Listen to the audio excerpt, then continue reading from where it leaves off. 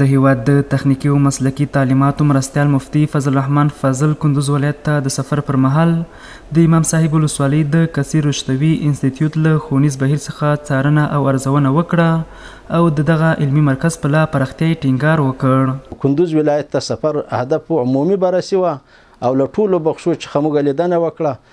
موږ ولسوالي ورته مختلف ولسوالي ورته ولاړو، د امام صاحب ولسوالي ته رالو، نو دا رقم مرکز کې مو هغه وکړو، ټول مرکزونه وکتلو.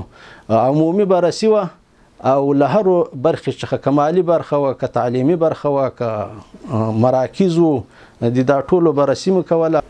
په همدې حال د امام صاحب ولسوالۍ د تخنیکی او مسلکی تعلیماتو د کثیر رشتوي زده کوونکي د تخنیکی او مسلکی تعلیماتو له ادارې د ښوونیزو مرکزونو د لا پیاوړتیا او تحصیل یافته ځوانانو ته د کارموندنې غوښتنه کوي.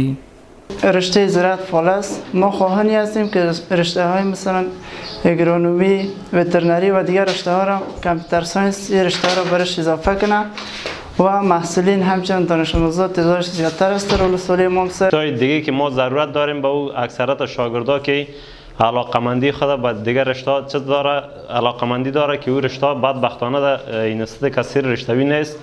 باید این رشته ما از دولت فعلی و امارت اسلامی خواهشمندیم که در قسمت این رشته یک ذره توجه کنه. رشته حسابداری است، وترنری است، بخش چیز است کامپیوتر ساینس، باید این رشته را در انستیتوت کثیر رشتوی باید اضافه کنه. دا په داسې حال کې ده چې د اسلامي امارت مسؤلینو تل کندوز ولایت ته په سفر کې په بیلابیلو برخو کې اغیزمن او ګټور ګامونه پورته کړي او د دې ولایت اوسیدونکو ته یې ګڼې اسانتیاوې رامنځته کړي دي.